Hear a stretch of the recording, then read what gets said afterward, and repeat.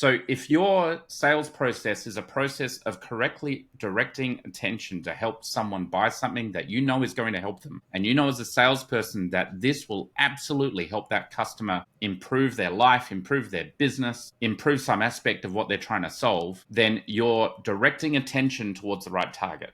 Welcome to the Customer Commerce Podcast, where technology's fast and biz is a blast. In life and in business, time is precious. It's why customers stay or leave and why businesses succeed or fail. We're here to give a voice to everything that makes business, whether as a customer or as a CEO, easier and more rewarding. Welcome to the Customer Commerce Podcast. Let's dive in. Welcome, ladies and gents, to episode 38. Oh my God, we're almost in our 40s. Good Lord. Getting old. We are, and we have the three amigos back again. The last 2 weeks, I think, it's been the three of us, which has kind of been hilarious and unhinged is my favorite word to say, and that perfectly defines us. I just learnt just before we hit record, I learnt a new word. The word is apparition. Do you want to explain what it is, David? It's an unexpected or remarkable appearance of something or someone.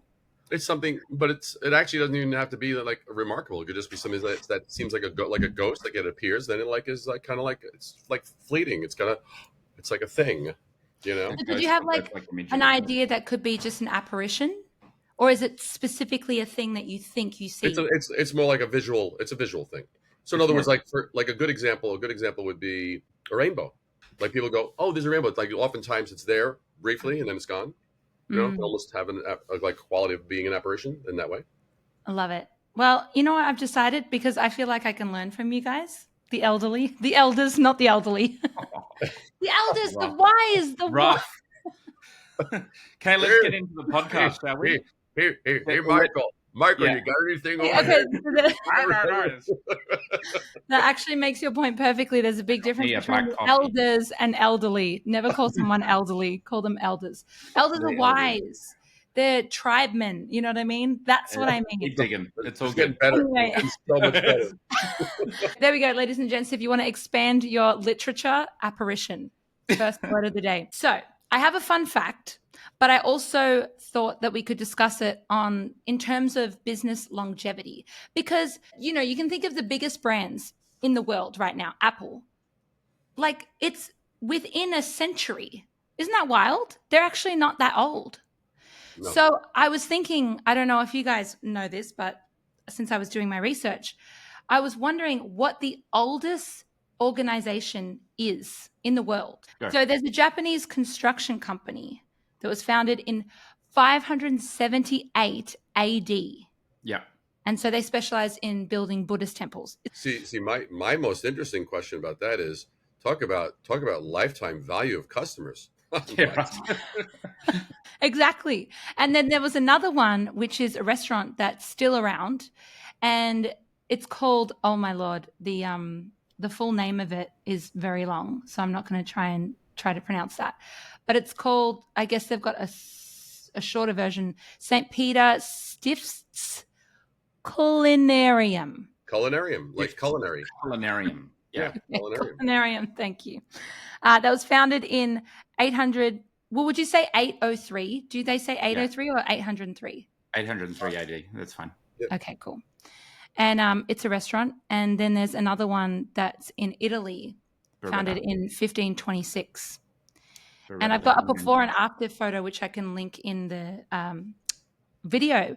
But it got me thinking, like, what do you think about the longevity of businesses? Like, do you think people create them to have a legacy, but then you're not really, like Michael and David, are you thinking with Store Connect and, you know, your companies as like, I want this to last forever or as long as it possibly can? Or are you thinking with, you know, it as games and projects and go on to the next thing? What are your thoughts? It's different for me.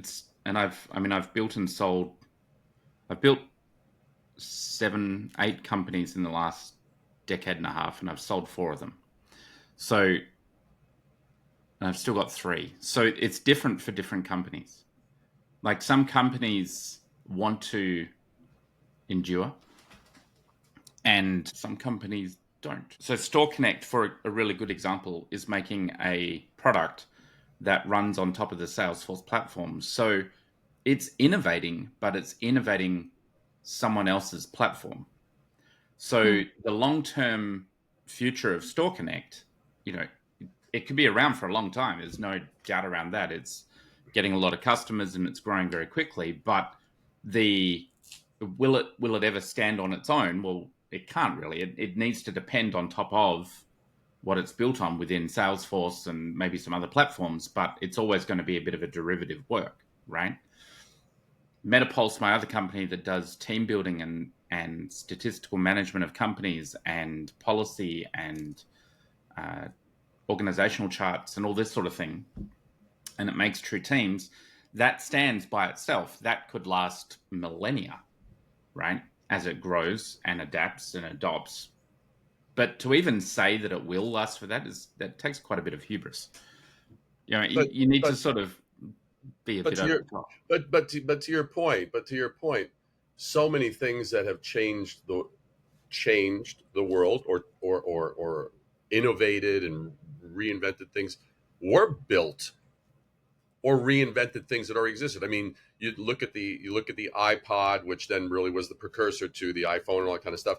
That was an MP3 player, right? I mean, and there's so many things. I mean, there's incredible cars. There's whether you take a Tesla or you take a this or you take a that or whatever. So many things just elevate something, and it's like the Beatles didn't create rock and roll. They were so inspired. I mean, so there's always kind of like an inspiration. So I wouldn't use reinvention as or reliance on something else as a limit to the lifetime legacy.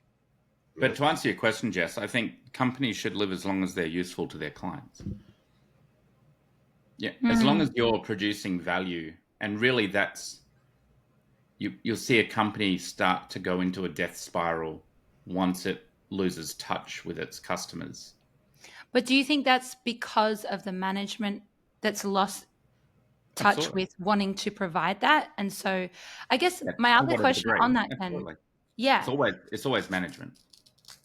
So if you have a project or a business that, say you start, it has extreme success in 10 years, even 20 years, but you've been running it and you want to do something else, like, I feel like we're in a day and age where people can get very bored. Mm-hmm. Do you know what I mean? And so what would building for longevity is not it. It's got a lot of boredom in it. To have something last, like if you look at it from a simple point of view, to have something last 20 years, you can do yourself. Maybe 40 years, you can do yourself. At 50 or 60 years, you're now exceeding your working time capability as a human. So at that point, the company has to be established enough that other people want to continue it, be it family members, be it an organization. I would say that everything in that very long list, I'm not sure, but I'm sure there's family connections with it, and that's why it's lasted that long. It's been handed down through generations. So you need to have enough of a company in place with enough of a culture in place that the company itself wants to continue to live as an organization, as an entity, as a being. Companies are living, breathing systems, just like the human body is a living, breathing company of lots and lots of cells, and it's got something or someone controlling it, which is you, but there's a living, breathing organization. It's the same with a company. It's actually quite hard to kill a company. If you've ever tried, even when they go bankrupt, people still talk about it, and they still in the future, I was in my company. It's sticking around, right? Yeah. So yeah. So then, to change the question a little bit, what advice would you give to business owners that have created something, it's done well, it's had its ebbs and flows, and they're just kind of bored, and they're like, I have the same problems, even though we scale, it's the same stuff at just a higher level. How do you handle that? Not even frustration, but boredom of like, I'm sick of the same industry. do something else. Just let it go. Or read the E-Myth, for example, or the Mythical Man Month, and find, like, the E-Myth is a book. It's called The Entrepreneur Myth. The Mythical Man Month. There's other books like that, and they all talk about how the founder ends up doing the work that is not the work. So a baker gets into baking because he loves baking, and then the founder, they end up doing all the admin work. So either find out how you can get back to some of that core creativity around the product that you know you love and you're just sick and tired of all the other stuff. Get the company up to a point where you can get someone in who can look after the books and the accounts and that sort of thing. And then you get back into the core things which every founder should be doing, which is caring about the product and caring about the customers and selling the thing. And that might reinvigorate yourself, David. To that point, the interesting thing is that, especially anybody that's an entrepreneur, the most exciting part is the creation. When you're like generating new stuff and you're refining and you're tweaking and you're boom, boom, boom, and ooh, and ooh, and ooh, like that element of discovery and creation. That's exciting. Now, at a certain point, that gets into, now you get into the maintenance, like, okay, now, we got the day-to-day, and now you're like, you have that machine that you've got. Oftentimes what happens is the creation portion gets eclipsed because the day-to-day is being managed. And so the thing that kept you exciting in the beginning, to Michael's point, is like, that's out of sight. And that's when it can get a little bored. So that's one layer. The other layer is you take a company like, it's always an interesting study for me. It's like Blockbuster owned the world, 2,800 outlets. There's only one remaining in Oregon. When Netflix came along, why did Netflix survive, and why has Netflix done what it's done? Well, because Netflix was connected and stayed connected to a purpose of providing entertainment. Blockbuster was connected to, we want to have our stores where people come in and we charge them for the late fees, and they were stuck. They were actually, it was a ball and chain to their business model. That is a quick way for anybody to get bored. If you're connected to the purpose, the excitement can stay. If you're connected to the fixed things and stuff like that, it will get boring quickly. Yeah, I love that. That's worded really well. So just move with the times. And beautiful. That's what happens when you ask elderly people. We'll spew out some good stuff. Never going to live that down.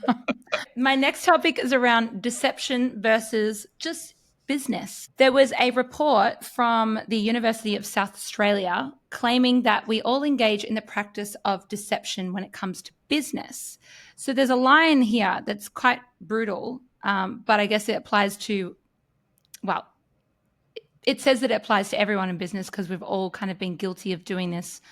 And I say we as in business owners. I'm just trying to put myself in that pool. So the brutal line reads, deceptive patterns exploit the vulnerabilities exposed by cognitive biases present in our fundamental human psychology. Good Lord, what a line. And it's kind of basically breaking down, in business and actually mainly in marketing and the way it's pushed to gain sales with things like having the find out more button leading to the sign up page. Like basically things that are presented as not trying to sell, but it's definitely pointing the customer to the direction of selling something. It's like why supermarkets put the milk at the back of the supermarket so that you have to go through all the aisles and then your attention gets caught in all the, yummy chocolates around. Other things are like the countdown timers, limited stock, these things that we know, in order to sell something because people like scarcities. Okay, so we'll give them scarcity. This is how we're going to promote. Other ones are like the brightly colored buy now button as opposed to like the, subdued remove from cart options, and then getting rid of the negative reviews and not really, making that known. And so I wanted to get your thoughts on, I guess, the moral aspect of it and where the line is, because our past episodes, I think we know now, well, I've definitely learnt from both of you that you're very honest people. You're very honest elders. Look, Jess, I think this study comes under the classification of really stupidly obvious studies. It's like there was a study that came out that said older people bring knowledge to the workplace. And another one they spent millions on saying being homeless is bad for your health. It's like these are the sort of studies that someone sitting there on their PhD. I don't know what it is. I don't know. To the person that did it, I'm sure this was a very important study, and I don't want to denigrate your work, even though I just have. So I'm sorry about that. But human nature, we've been selling since the first guy that built the wheel.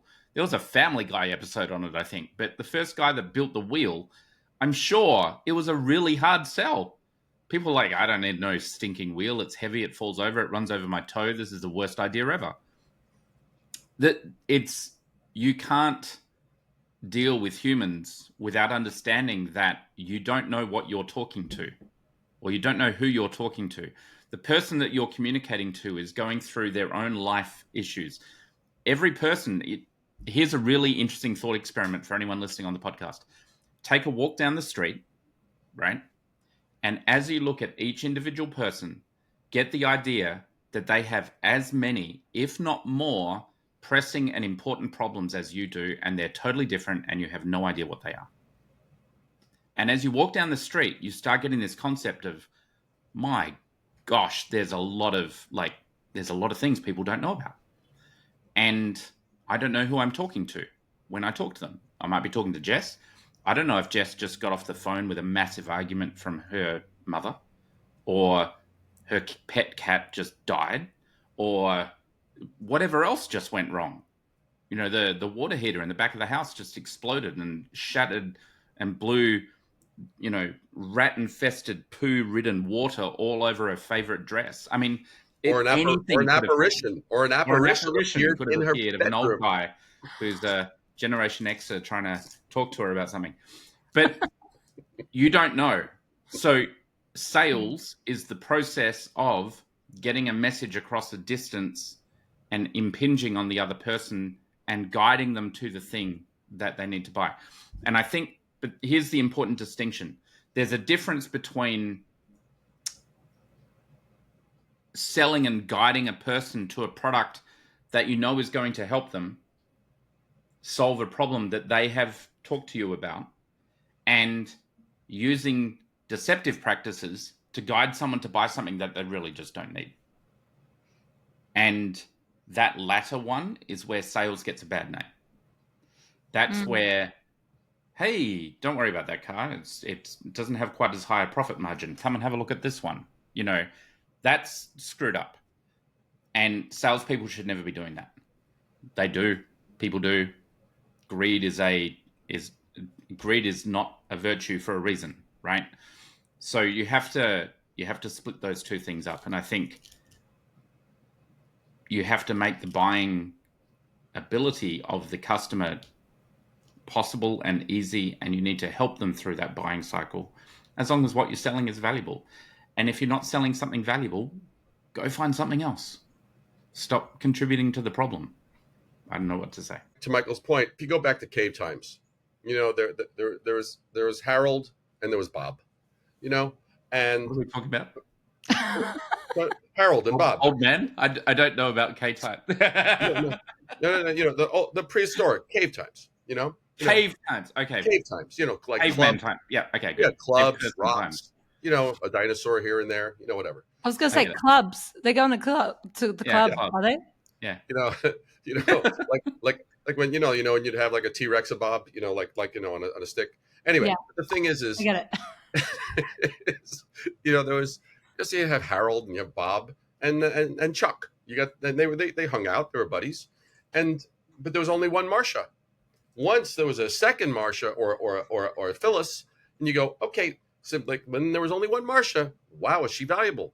But now you had two, it's like, okay, there wasn't as much scarcity has been around for a long time is my only point. The fact I could take this such a different way right now. I had no idea where that was going. Okay. You know what? The good thing is that I get the point, David. So the fact that, this article that I just pointed out got immediate judgment shows that the tech industry, in my opinion, from coming into it just a year ago, is so mumbo jumbo, jargon, interesting things when it's all just saying one thing. Like there's just, and like you said, Michael, it's not new, it's common sense. And I think a company like Store Connect and the philosophy of customer commerce is just, who are people? What do people want? How do we contribute to the goodness of others rather than all this interesting stuff? And I don't know, it almost leaves, like it always leaves these episodes in just conversations about life. I always try to structure it so it's like a serious, not serious, but like, like other podcasts, and it's just not, because the conversations never lead to that. I don't think. I think you might as well buy a lottery ticket if that's where you're going. Honestly, but I think that's how it is in the end. I think it's just rewording things to say the same thing, which is people want to be happy. So how do we create business around making others happy? Because when they're happy, they want to stay happy because they're living a good life. And how can we, contribute to that more? So I think, the deceptive business practice aspect is it's the intent. What's the intent? If the intent is to help the person buy a product that they otherwise wouldn't buy, I'll give you a great example, Store Connect. The current company that I've got right now uses these practices. Now, is that bad? I don't know. I mean, you would have to look at it from an external. I don't think so, because when a client is looking at Store Connect, we're a fairly new product. We've only been around a little while. There are exceptionally well-established competitors. I mean, our competitors for Store Connect are like BigCommerce, Shopify, Magento. We're talking about companies that have been around for quite a while. Shopify is massive. I mean, we're a rounding error on their revenue statement. And the guys and girls that run Shopify are absolute geniuses. They're incredibly good at what they do. So when we're talking to a client, we need to make sure that that client, during our sales process, is being shown the things that are going to help them solve their problems. And we de-emphasize the things that we might not be able to compete as well with Shopify. Is that a bad thing? Well, no, because the things that we haven't focused a lot of work on, that we're not quite as good as Shopify on, we know at the end of the day are not as important as the things that we do beat Shopify on, right? So I'll give you an example of that. We had a client talk about, do you have a drag and drop in browser full screen editor that does everything you need to do to build the website? And at the time it was a no. And so I said, no, we do that over here. And I would leave that then and there and go over, but have a look at this, because I think this is going to save you 4 hours a day. And the client goes, what? Right? Because that's way more important than the 1 hour a week that they spend on the bright and shiny editor. Yeah. So is that deceptive? No, it's directing attention. So if your sales process is a process of correctly directing attention to help someone buy something that is going to help them, and as a salesperson that this will absolutely help that customer improve their life, improve their business, improve some aspect of what they're trying to solve, then you're directing attention towards the right target. If you're trying to sell something that deep down is actually pretty crap, and the client doesn't need it, and it says all natural, but it's got 90% unnatural chemicals in it, and you're trying to avoid all of these things and make sure the customer doesn't see it, that's deceptive, and you need to go rotten hell. Ooh, okay, that accelerated very. And I mean, everything that Michael just said, it 100% comes down to intent. Yeah. I mean, if at the end of a series of actions, I've actually benefited you and steered you away from something that was not as robust or that just offered half the value. If I'm considered bad at that point, that's a club I want to be part of. I don't care, because that's ridiculous. But but there's, I mean, but just as an interesting example, I mean, and I just know this because of a one project that we're currently in the middle of. There's a particular category of snack that has the label of low sugar, which we all see on products all the time. Low sugar. Do you know what actually falls under that umbrella of low sugar? 3.5 teaspoons of sugar actually meet that threshold. Wow. 3.5 teaspoons. I'm like, are you kidding me? If you put that in front of me, I'd like go, ugh. But yet, now that's deceptive, right? So it's just a matter of, there is an issue of intent, of integrity and honesty. And if those are in balance, and at the end of the day, that person has been actually assisted and aided, then you're good.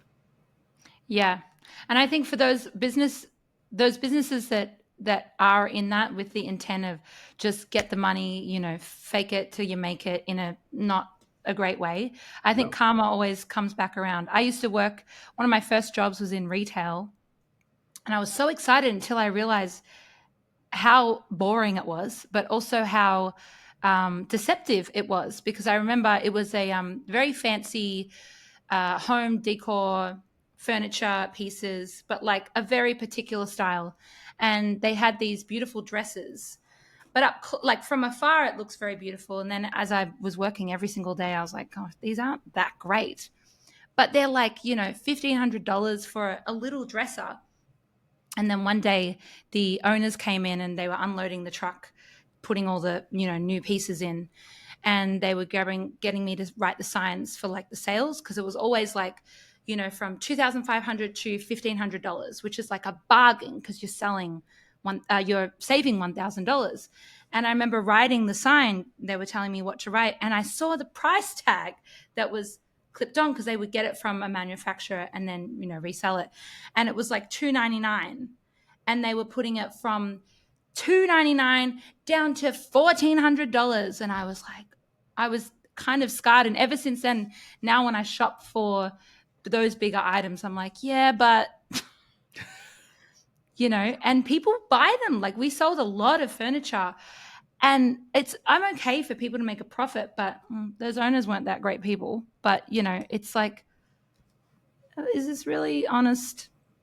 There's a couple of things around that, that you also have to bear in mind, being an employee in that situation, that the costs of running a business are terrifying. Right. Like we'll have a staff member in my company. I might be paying them, I don't know, $100 an hour or $50 an hour or $20 an hour or whatever. I don't know what the maths is on the top of my head, but might go and sell them for $300 an hour, like 10 times their hourly payment rate. And you go, but if I'm worth 10 times my hourly rate, why am I only getting paid that much per hour? But then you look at, well, yeah, but I only get that 10 times rate for X number of hours a year, and I still pay you for every other week that you're not billed out, and your sick leave, and the payroll taxes, and the superannuation, and the onboarding, and having another staff member who's there to make sure that you know how to do your job, and this other person over here to pay your wages, and you start adding all this up. If you're not making 5 times the cost in a services business of your labor, you will go out of business. Your business will cease to function. Just pure mathematics. So then what is the solution then? Like in that instance? Well, here's the thing. People mistake price for value. Like there's an association here. This device is not worth in materials what I pay for it at all. Right.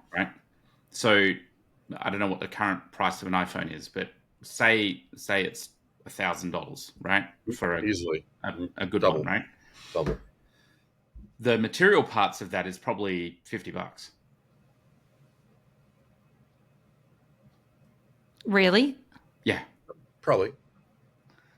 But then you've got all the shipping. functionality. It's all the Yep. incredible functionality that you get. And you've got the shipping, you've got the stores, you've got the cost, you've got all this sort of thing.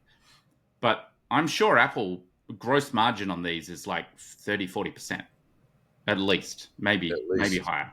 You know, on $1,000 iPhone, they would probably be making, with all costs included, I don't know what the value is, but I would be very surprised if it's anything less than $300, $400 per iPhone sold in profit, right?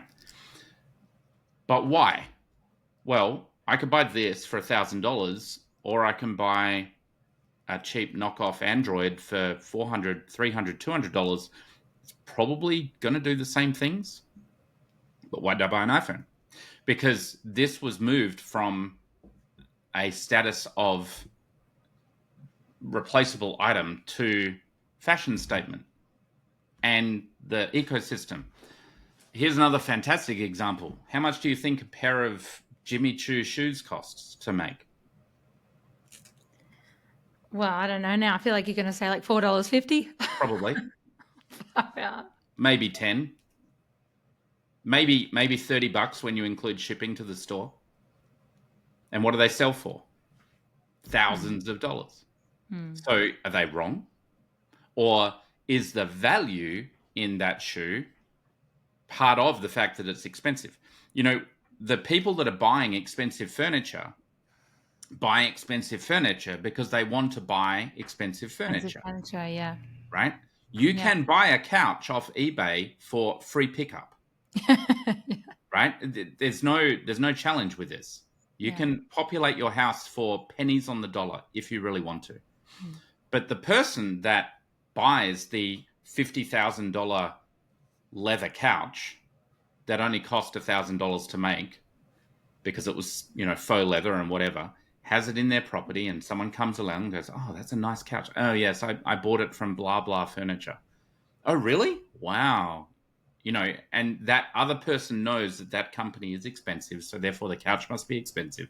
So therefore that gives a social betterment and value increase to the owner. So the money that they spent, they're investing in their future appearance and their future beingness, and it becomes part of them. So am I saying that companies shouldn't be, gouging their customers? No, that's not my point. My point is that the price of your product needs to be set to what's appropriate for your customers in the perceived value of what it is you're selling. And quite often, those two things are disconnected. The cost of what it is and how much value it brings are very disconnected items, unless you're in a completely commoditized market. Wow. I just got schooled, literally. There you go. Yeah, because at the end of the day, you can always buy it cheaper. So if you see something that's really expensive and you don't want it, don't buy it. Like, go get it off eBay. Get a not that simple, Michael. It's not that simple, but that's the point. Not for us girls. It's a value. It's a value thing. It's not a price thing. It's how much do you think this is going to improve you as a being by? But I tell you what, girl math is a real thing. And if something I see is $500, cheaper, I have to get it because it's $500 cheaper, Right. So that type of marketing works. Well, it is illegal in most countries to increase the price of something and then put it on sale. Interesting. That is an illegal practice. So if the widget costs $100 usually, and you raise the price to $120, and then you go, it's on sale for $95, it's 15% off. That maths is wrong, but it's 15% off or $15 off. Yeah. That is illegal. Yeah. You have to say it's 5% off. Right. That's why it's much easier when you're involved in sales and someone says, "Well, how much is it?" And then you ask them, "How much do you think it should be?" And you say, "Well, actually, no." And then you just tell them double that price, which is it's much easier to just 2x things than try and figure out discounts off. So just from the standpoint of simple math and simple business, it's I like that. Otherwise, I'm just going to be a victim of girl math for the rest of my life. So, gentlemen, thank you for another entertaining, kind of insulting from my part to you guys episode. I apologize. No, I think I'll put the official apologies in the show notes. No, it was great because it was only north from there. All right, well, have a beautiful rest of the day. Listeners, thank you for listening, doing that job. And we'll be back next week. See you guys. Bye. Thanks for joining us today. We hope you had an awesome time, leaving you with ideas on how to improve your business and wow customers. If you'd like to leave a real customer's story, head to the link in our show notes and cuss away. Love the show? Please subscribe and leave a review, because that enables us to help more businesses in building real relationships with customers and grow more rapidly. See you next time.